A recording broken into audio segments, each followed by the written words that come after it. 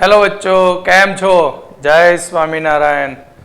આપણે રાસાયણિક બંધન અને આણ્વીય રચનાનું આજે લાસ્ટ લેક્ચર, આની અંદર આપણે હાઇડ્રોજન બંધ વિશે ભણીશું. આ લેક્ચર આમ જોઈએ તો હાઇડ્રોજન બંધ માટેનું મિનિમમ હજી પણ 3 લેક્ચર બનાવી શકાય એટલું બધું કન્ટેન્ટ છે મારી જોડે, પણ આપણે એટલું જરૂર નથી. આપણે જેટલું જરૂર છે એટલું જ આજે આ લેક્ચરમાં આપણે શીખીશું. તો સૌથી પહેલું હાઇડ્રોજન બંધન એટલે શું? હાઇડ્રોજન બંધ કોને કહેવાય? હાઇડ્રોજન બંધ કોને કહેવાય? તો તેના માટે કે નાઇટ્રોજન, ઓક્સિજન અને ફ્લોરિન. નાઇટ્રોજન, ઓક્સિજન અને ફ્લોરિન કે જેમની વિદ્યુત ઋણતા વધુ છે. તમે જાણો છો નાઇટ્રોજન, ઓક્સિજન અને ફ્લોરિનની વિદ્યુત ઋણતા વધુ છે. અને જો હાઇડ્રોજન આ 3 પરમાણુ સાથે સહસંયોજક બંધ વડે જોડાય તો શું થાય? જો હાઇડ્રોજન આ 3 વધુ વિદ્યુત ઋણતા ધરાવતા પરમાણુ સાથે સહસંયોજક બંધ વડે જોડાય તો તે સહસંયોજક બંધના ઇલેક્ટ્રોન યુગ્મ જે છે તે વધુ વિદ્યુત ઋણીય પરમાણુ તરફ ખસી જાય છે,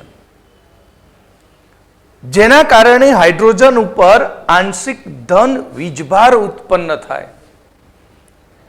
અને આ આંશિક ધન વીજભાર એ જ્યારે આવા પ્રબળ વિદ્યુત ઋણતા ધરાવતા નાઇટ્રોજન, ઓક્સિજન પરમાણુના સંપર્કમાં આવે ત્યારે તેમની વચ્ચે એક આકર્ષણ બળ લાગે. અને તે આકર્ષણ બળ જેને કહેવામાં આવશે હાઇડ્રોજન બંધ કહેવામાં આવે છે. પણ આ હાઇડ્રોજન બંધની પ્રબળતા તે સહસંયોજક બંધ કરતા ખૂબ જ ઓછી હોય છે. તો હાઇડ્રોજન બંધ કોને કહ્યું? કે નાઇટ્રોજન, ઓક્સિજન અને ફ્લોરિન કે જે ઊંચી વિદ્યુત ઋણતા ધરાવતા પરમાણુ છે. નાઇટ્રોજન, ઓક્સિજન અને ફ્લોરિન કે જે ઊંચી વિદ્યુત ઋણતા ધરાવતા વિદ્યુત ઋણમય તત્વો છે. અને હાઇડ્રોજન સાથે તે સહસંયોજક બંધ રચે છે. અને તે સહસંયોજક બંધના ઇલેક્ટ્રોન યુગ્મ એ વધુ વિદ્યુત ઋણતા ધરાવતા પરમાણુ તરફ ખસી જાય છે. એટલે કે નાઇટ્રોજન અને hydrogen, oxygen, hydrogen, fluorine, hydrogen. તો આની વિદ્યુત ઋણતા 4 છે, આની વિદ્યુત ઋણતા 3.5, નાઇટ્રોજનની વિદ્યુત ઋણતા 3. જેના કારણે આ સંયોજક બંધના ઇલેક્ટ્રોન યુગ્મ એ વધુ વિદ્યુત ઋણીય પરમાણુ તરફ ખસી જાય, કારણ કે અહીંયા વિદ્યુત ઋણતા હાઇડ્રોજનની 2.1 છે. તેના કારણે આ હાઇડ્રોજન એ બધા આંશિક ધન વીજભારિત બની જાય છે. હાઇડ્રોજન કેવા બની જાય? આંશિક ધન વીજભારિત બનતા હોય છે. હવે એ હાઇડ્રોજન આંશિક ધન વીજભારિત બને તેના પછી શું થાય? કે એક્ઝામ્પલ તરીકે હું HF નું ઉદાહરણ લઉં. HF, F ની વિદ્યુત ઋણતા વધુ માટે F માઇનસ અને હાઇડ્રોજન પ્લસ. હવે આજે ધન વીજભારિત H બન્યો, આવો બીજો અણુ લઉં HF નો, તો આ બીજો HF નો અણુ, તેમાં પણ આ રીતે બંધની અંદર ધ્રુવીયતા ઉદ્ભવી. તો હવે આ જે ધન વીજભારિત H છે તે ધન વીજભારિત H એ બીજા પડોશના F માઇનસ તરફ શું કરે? આકર્ષણ બળ લગાવે. કેમ? કારણ કે આ નેગેટિવ ચાર્જ અને આ પોઝિટિવ. અને તે આકર્ષણ બળને કારણે તેમની વચ્ચે અહીંયા એક બંધ રચાય. તે બંધને નામ આપ્યું હાઇડ્રોજન બંધ, કારણ કે H વડે રચાતો બંધ છે, માટે તેને આપણે હાઇડ્રોજન બંધ કહીએ છીએ. તો નાઇટ્રોજન, ઓક્સિજન અને ફ્લોરિન કે જે વધુ વિદ્યુત ઋણમય તત્વો છે તેની સાથે હાઇડ્રોજન સહસંયોજક બંધ રચે છે, ત્યારે તે સહસંયોજક બંધના ઇલેક્ટ્રોન યુગ્મ એ વધુ વિદ્યુત ઋણતા ધરાવતા પરમાણુ તરફ ખસે છે. અને તે ખસવાને કારણે હાઇડ્રોજન આંશિક ધન વીજભારિત બને છે. અને તે બીજા વધુ વિદ્યુત ઋણ ધરાવતા તત્વ સાથે બંધ રચે. જે બીજા વધુ વિદ્યુત ઋણતા ધરાવતા તત્વ સાથે આ રીતે શું રચે? બંધ રચે. અને તે બંધને કહેવામાં આવશે હાઇડ્રોજન બંધ કહેવામાં આવે છે. તેને કહીશું આપણે હાઇડ્રોજન બંધ. અને તે સહસંયોજક બંધ કરતા વધુ નિર્બળ હોય છે. તો હાઇડ્રોજન બંધ રચવાનું કારણ શું છે? તો હાઇડ્રોજન બંધ બનવાનું કારણ છે કે હાઇડ્રોજન એ પ્રબળ વિદ્યુત ઋણમય X તત્વ સાથે બંધન પામે છે. X એટલે કોણ? X એટલે કે ઓક્સિજન, નાઇટ્રોજન અને ફ્લોરિન. આ X તરીકે છે. હાઇડ્રોજન બંધન રચવાનું કારણ શું? તો તેનું કારણ કહે છે કે જ્યારે હાઇડ્રોજન પ્રબળ વિદ્યુત ઋણમય તત્વ X સાથે બંધન પામે ત્યારે તે બે પરમાણુ વચ્ચે જે ભાગીદારીનું ઇલેક્ટ્રોન યુગ્મ હોય છે તે હાઇડ્રોજનથી દૂર ખસે છે. વિદ્યુત ઋણતા એટલે H અને આ X છે. X એ વધુ વિદ્યુત ઋણ ધરાવતું તત્વ છે. એના કારણે આ બે પરમાણુ વચ્ચે જે બંધનું ઇલેક્ટ્રોન યુગ્મ છે તે ઇલેક્ટ્રોન યુગ્મ એ X તરફ શું થાય? ખસે. એટલે H થી દૂર જતું હોય છે. H થી કેવું જાય? દૂર જાય. હવે H થી દૂર જાય તો એના કારણે થશે શું?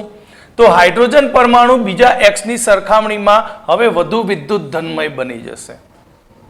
કારણ કે ઇલેક્ટ્રોન કોણ ખેંચી જાય? હેલોજન. અરે X ખેંચે તો X ઉપર ઋણ ચાર્જ, તો તેની સરખામણીમાં H કેવો બને? ધન વીજભારિત બને. તો હવે આ ઇલેક્ટ્રોન યુગ્મનું વિસ્થાપન કોની તરફ થયું? X તરફ થયું.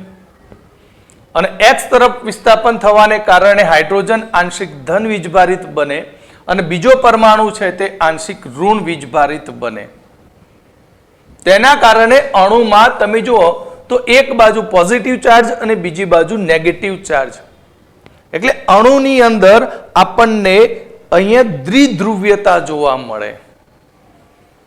અને આ જે દ્વિધ્રુવીય અણુ બન્યો તે દ્વિધ્રુવીય અણુઓ એકબીજા સાથે આકર્ષણ બળ ધરાવતા હોય છે. એટલે આ HX, આ માઇનસ અને આ પ્લસ ધ્રુવીય અણુ ફરીથી HX,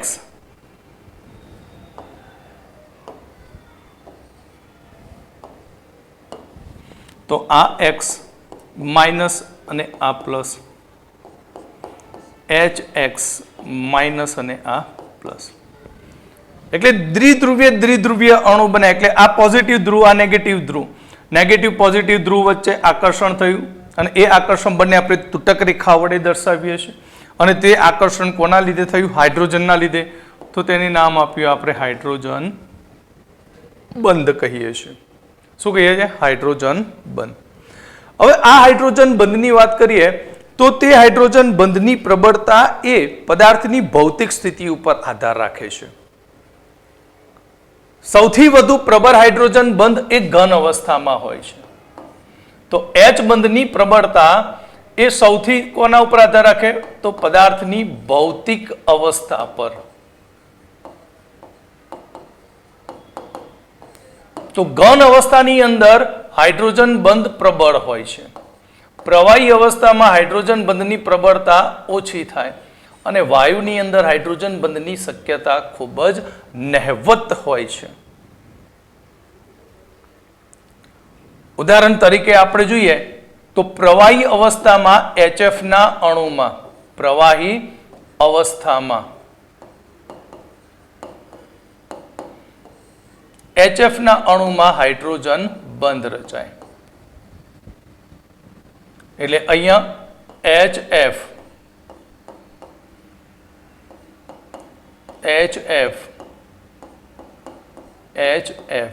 F વધુ વિદ્યુત ઋણતા નેગેટિવ, આ positive, negative, positive, negative, positive. પરિણામે તેમની વચ્ચે આકર્ષણ બળ લાગશે અને તે આકર્ષણ બળથી ત્યાં હાઇડ્રોજન બંધ રચાય છે. પ્રવાહી અવસ્થાની અંદર HCl માં, યાદ રાખજો MCQ માટે ખાસ અગત્યનું છે, પ્રવાહી અવસ્થામાં HCl ની અંદર યાદ રાખજો અહીંયા કોઈ જ હાઇડ્રોજન બંધ રચાતો નથી.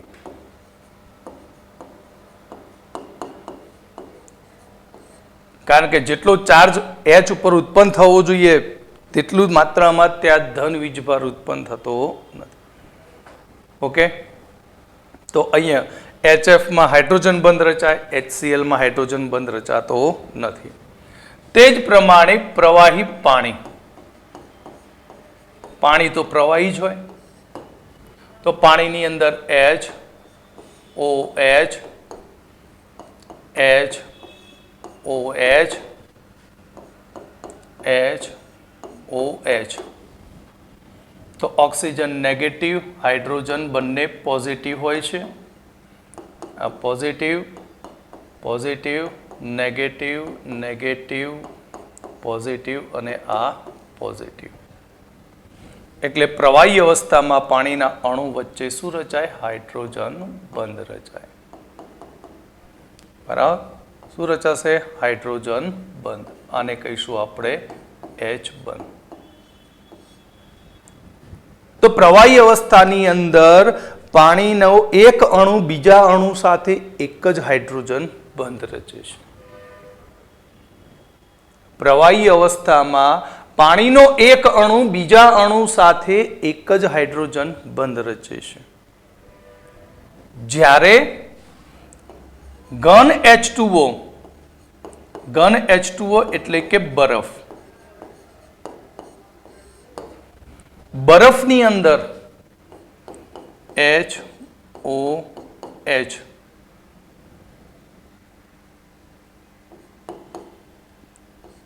HOH,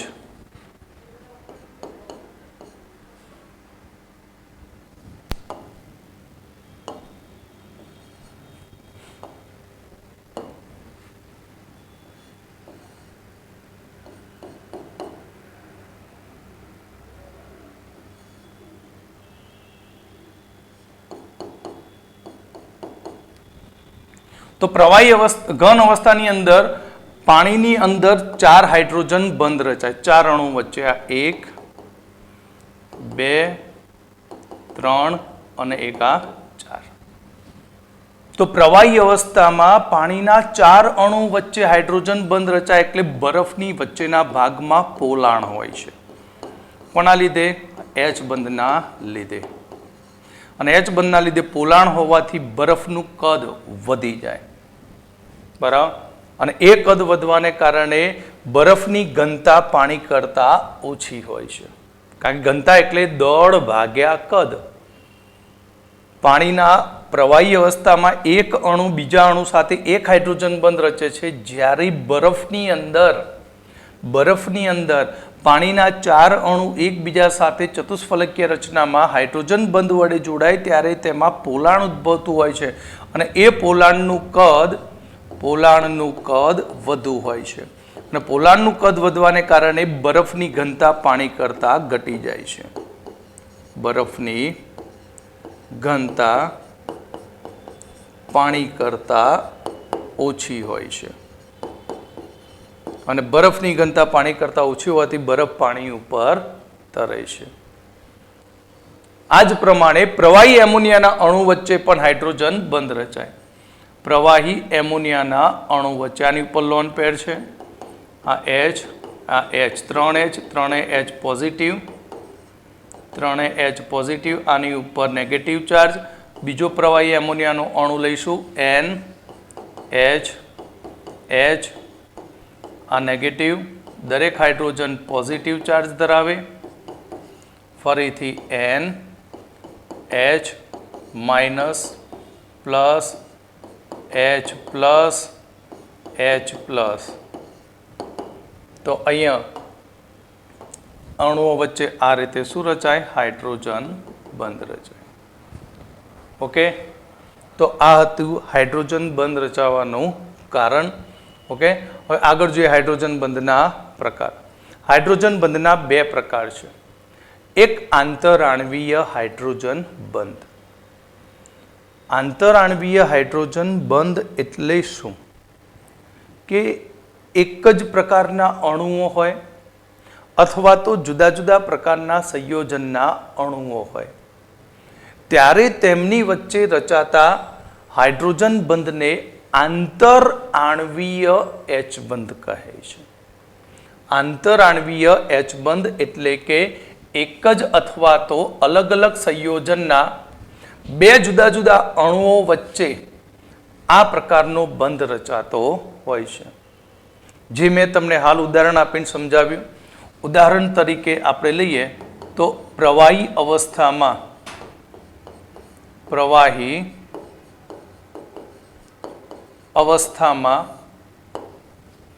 HF,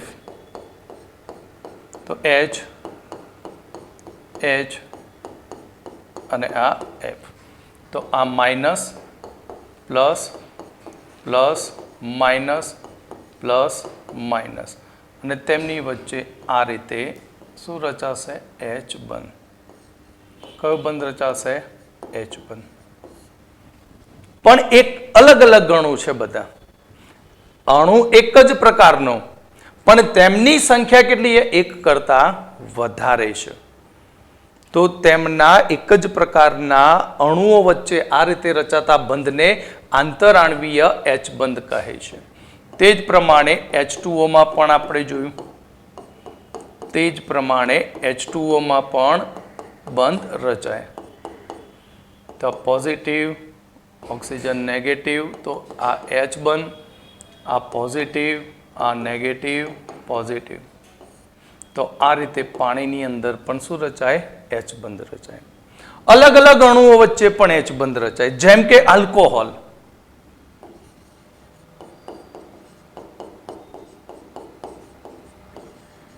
આલ્કોહોલ અને પાણીના અણુઓ વચ્ચે, જેમ કે આલ્કોહોલનું સૂત્ર છે ROH, પાણીનું સૂત્ર છે H2O, ફરીથી alcohol ROH, H2O, HOH.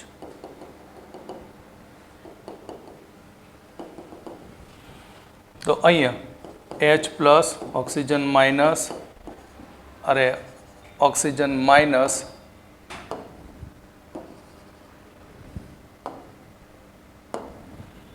Oxygen minus H plus oxygen minus H plus oxygen minus H plus. તો આ રીતે તેમની વચ્ચે રચાશે કયો બંધ? આંતર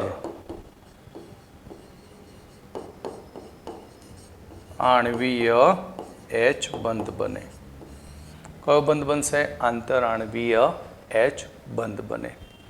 ઓકે. તો હવે આપણે હાઇડ્રોજન બંધનો બીજો પ્રકાર જોઈશું, આંતઃ આણવીય H બંધ. આંતઃ આણવીય H બંધ મતલબ ઘરની અંદર જ પરમાણુઓ વચ્ચે રચાતો બંધ, એને કહેવાય આંતઃ આણવીય H બંધ. એટલે ઘરની અંદર H પોઝિટિવ હોય અને એની અંદર જ અણુ ઉપર નાઇટ્રોજન, ઓક્સિજન કે ફ્લોરિન જેવો પરમાણુ આવેલો હોય, વધુ વિદ્યુત ઋણીય, અને તેમની વચ્ચે બંધ બની જાય તો તેને કહેવાય આંતઃ આણવીય H બંધ. આંતઃ આણવીય H બંધ એટલે સૌથી નિર્ભર હાઇડ્રોજન બંધ, કારણ કે એક જ બંધ રચાય. કેટલો રચાય? એક જ. જ્યારે આંતરમાં તો ગમે તેટલા અણુ ભેગા થાય પણ બધા H બંધથી જોડાય, એટલે આંતરાણવીય હાઇડ્રોજન બંધની સંખ્યા એકથી વધારે હોય, જ્યારે અંતઃ આણવીય H બંધ માત્ર એક જ હોય. એટલે જેની અંદર અંતઃ આણવીય H બંધ આવતો હોય તો આ H બંધ એ પદાર્થની ભૌતિક ગુણધર્મો ઉપર પણ અસર કરતું હોય છે. તેની દ્રાવ્યતા ઉપર, ગલન બિંદુ ઉપર, ઉત્કલન બિંદુ ઉપર, બરાબર, એની ઘનતા ઉપર પણ અસર કરે. બરાબર. H બંધ એ કોની ઉપર અસર કરે? તો પદાર્થના ભૌતિક ગુણધર્મો જેવા કે તેની ઘનતા, ગલન બિંદુ, ઉત્કલન બિંદુ અને તેની દ્રાવ્યતા ઉપર પણ અસર કરતા હોય છે. તો આંતર આણવીય H બંધ મતલબ કે એક જ અણુમાં રહેલા બે વિદ્યુત ઋણમય પરમાણુઓ વચ્ચે રચાયેલા બંધને H બંધ કહે છે. તેને આપણે કહીશું આંતઃ આણવીય H બંધ. ઉદાહરણ તરીકે ઓર્થો નાઇટ્રોફિનોલ. તો ઓર્થો નાઇટ્રોફિનોલનું સ્ટ્રક્ચર આ રીતે છે.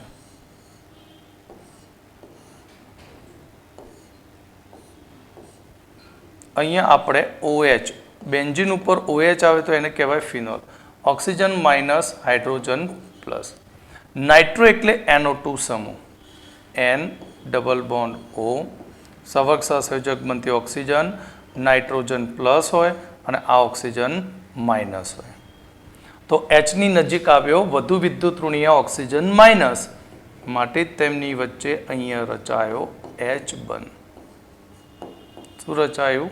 H બંધ રચાય છે. ઓકે, એટલે અહીંયા તમારે યાદ રાખવાનું કે આંતર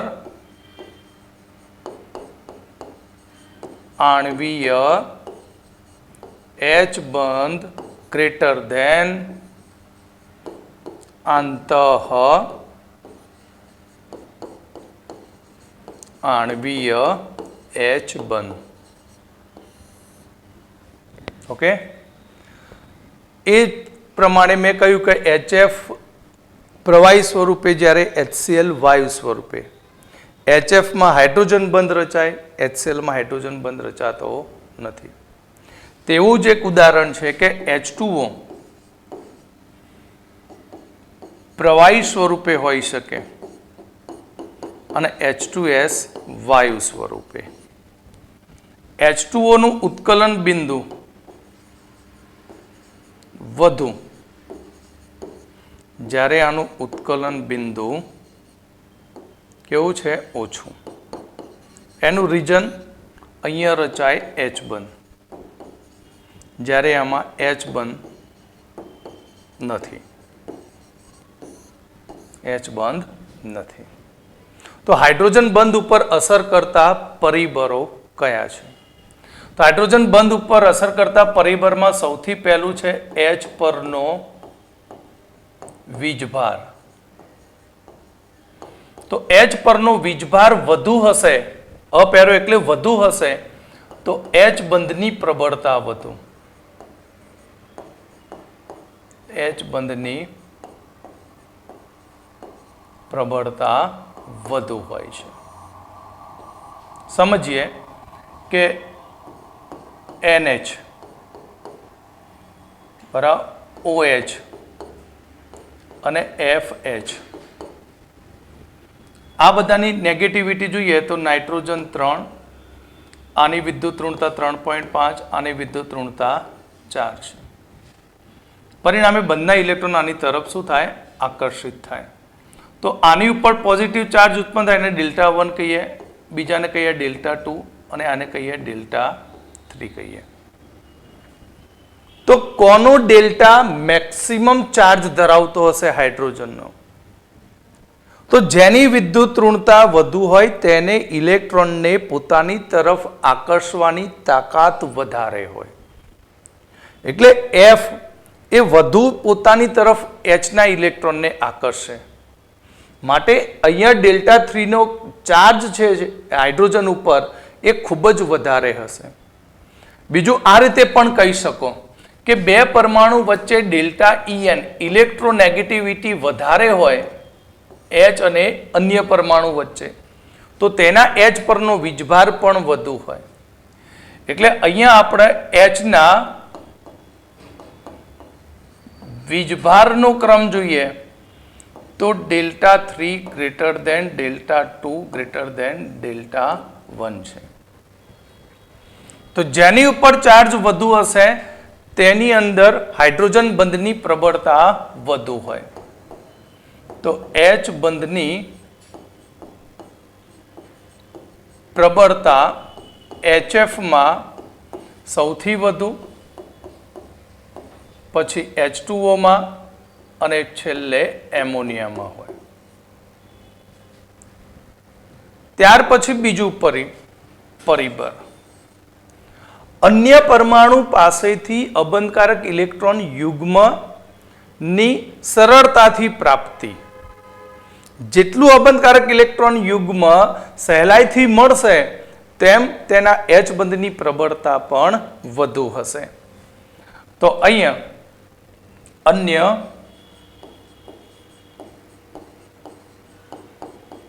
પરમાણુ પરના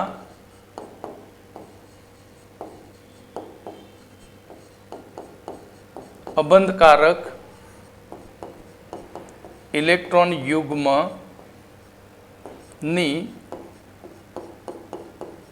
સહેલાઈથી પ્રાપ્તિ.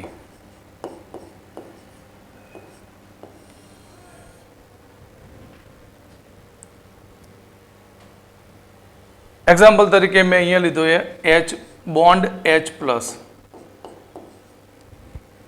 અને અહીંયા કોઈ તત્વ છે B અને એની ઉપર આ રીતે લોન પેર છે, અને આ લોન પેર સહેલાઈથી મળે તો H બંધની પ્રબળતા વધે. તો અહીંયા આપણે ઉદાહરણ તરીકે જોઈએ તો H, આની સામે મૂકી દઉં NH, નાઇટ્રોજન ઉપર લોન પેર, બીજો H લઉં પોઝિટિવ, એની સામે ઓક્સિજન. ઓક્સિજન ઉપર તમે જાણો છો 2 લોન પેર છે. તો અહીંયા કોણ સહેલાઈથી ઇલેક્ટ્રોન યુગ્મ H+ ને આપી શકે? તો ફર્સ્ટ, જેની વિદ્યુત ઋણતા ઓછી હોય તે સહેલાઈથી અબંધકારક ઇલેક્ટ્રોન યુગ્મ આપી શકે. ઓક્સિજનની વિદ્યુત ઋણતા નાઇટ્રોજન કરતાં વધારે છે, માટે એમોનિયા હોય તો તે એમોનિયા NH3 તેની ઉપર લોન પેર આવેલું છે, બરાબર, અને H2O કે જેમાં ઓક્સિજન ઉપર 2 લોન પેર છે, પણ બંનેમાંથી એમોનિયા તે સહેલાઈથી ઇલેક્ટ્રોન યુગ્મનું દાન આપી શકે, કારણ કે નાઇટ્રોજનની વિદ્યુત ઋણતા ઓછી છે અને ઓક્સિજનની વિદ્યુત ઋણતા વધુ છે. પરિણામે એમોનિયા સહેલાઈથી ઇલેક્ટ્રોન યુગ્મનું દાન કરતો હોવાથી એમોનિયા બેઝ બને છે, જ્યારે H2O અણુ એ તટસ્થ હોય છે. H2O અણુ કેવો હોય છે? તટસ્થ હોય છે. ઓકે, તો આને આધારે આપણે H બંધની પ્રબળતા વિશે જોઈએ, બરાબર. કોને આધારે? H બંધની પ્રબળતા આને આધારે. તો ચલો આપણે H બંધની પ્રબળતા વિશે જોઈએ.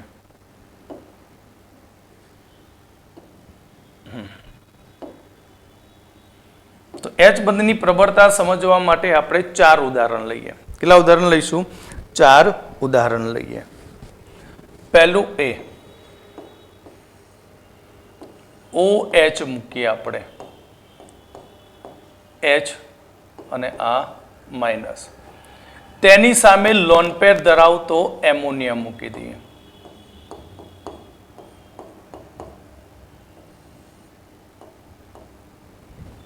એટલે જુદા જુદા અણુઓ માટેની વાત કરું છું. આંતરઆણવીય હાઇડ્રોજન બંધમાં, બરાબર, તો તેવા અણુઓમાં ક્યાં વધારે પ્રબળ H બંધ બને તેના વિશે. B, OH, H2O.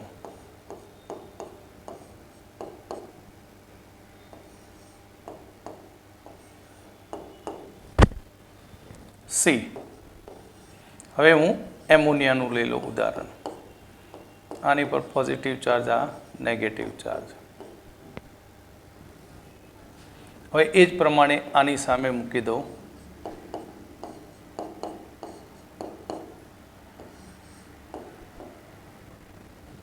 D,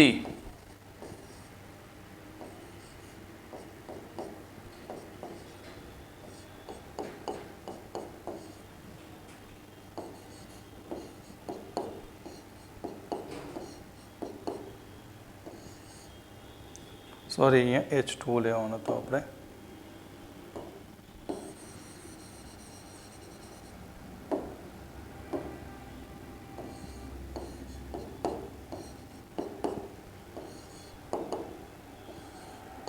સામે મૂકી દીધા. હવે તેમની વચ્ચે શું રચાય? હાઇડ્રોજન બંધ. તો આ ABCDમાં કયો હાઇડ્રોજન બંધ એ વધુ પ્રબળ હશે? તો સૌથી પહેલું તો અહીંયા આપણે A અને B માં જોઈએ. તો A અને B માં OH આપ્યો છે, તો તેમના આ વીજભારને Δ1 આપી દઈએ નામ H ના. આ અલગ છે તો આનો Δ2, આનો Δ2. હવે આમાં Δ1 અને Δ2 ની અંદર વીજભારની પ્રબળતા જોઈએ તો શું હશે? તો વીજભાર કોનો વધારે હશે? Δ1 નો ગ્રેટર ધેન Δ2. કેમ? કારણ કે ઓક્સિજનની વિદ્યુત ઋણતા વધુ છે. પરિણામે એચ ઉપર વીજભાર વધારે હોય, જ્યારે અહીંયા વીજભાર કેવો હશે? એચ ઉપર ઓછો હશે. કેમ? નાઇટ્રોજનની વિદ્યુત ઋણતા ઓછી. તો સ્વાભાવિક રીતે આ વીજભાર ઉપરથી આપણે કહ્યું તો એના ઉપરથી કહેવાય કે AB ગ્રેટર ધેન CD. આ એચ બંધની પ્રબળતા થઈ, એચ બંધની પ્રબળતા. એટલે AB ની પ્રબળતા એ CD કરતા વધારે છે. ઓકે, હવે આ AB માં જોઈએ તો કોની એચ બંધની પ્રબળતા વધારે? તો હમણાં જ કહ્યું કે જે સહેલાઈથી ઇલેક્ટ્રોન યુગ્મનું દાન આપી શકે, જેની પાસેથી સહેલાઈથી અબંધકારક ઇલેક્ટ્રોન યુગ્મ મેળવે તેના એચ બંધની પ્રબળતા વધારે. તો સહેલાઈથી કોણ ઇલેક્ટ્રોન આપશે? નાઇટ્રોજન. આ બંનેમાં માટે એચ બંધની પ્રબળતાનો ક્રમ